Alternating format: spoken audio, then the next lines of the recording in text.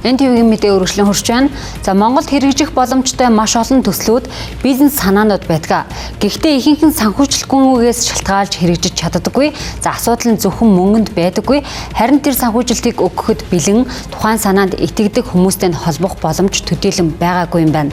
За тэгвэл энэ боломжийг олгодог Фандиа платформ өнгөрсөн 2 жилийн хугацаанд 91 төсөлд нийтдээ 417 сая төгрөгийн санхүүжилтийг олон нийтийн оролцоотойгоор босгож, нийгэмд өгөөжтэй олон төслийг бодит ажил болгосон байна.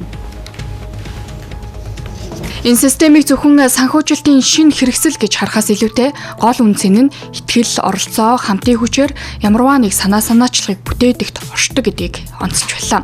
За нэг хүн ганцаараа хийж чадахгүй байсан өөрчлөлтийг олон хүн хамтдаа бүтээж чаддаг нь хамгийн том нийгмийн үнцэнтэй. Энгийнээр хэлбэл одоо шинэ санаа, төсөл, бизнес одоо хэрэгжүүлэх хүсэлтэй байгаа хүнийг нь олон нийттэй ингээ холбоод тэгээд олон нийтийн юм багахан дэмжлэгээр нь одоо тухайн санааг холбооттой хэрэгжүүлэх одоо боломжийг бүрдүүлээд байгаа юм системийн үйл ажиллагааг эхэлж байгаа. Фандиа платформын зорилго нь Монголд хэрэгцээтэй тэр бизнес, инновацлог, нийгмийн ач холбогдол бүхий санаачлагуудыг санхүүжилтгүйгээс болж зогсдог биш, харин олон нийтийн дэмжлэгээр хэрэгждэг экосистемийг бий болгоход оршиж байгааг хэлсэн юм.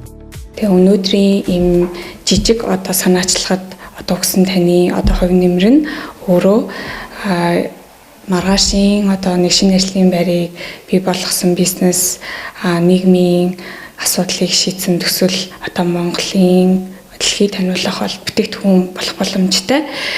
Тийм болохоор та бүгд Фандиа цэгийн ороод яг өөрийнхөө итгэдэг тэр санаа төсөлтөө одоо санхүүжүүлээрэй гэж уриалмаар байна.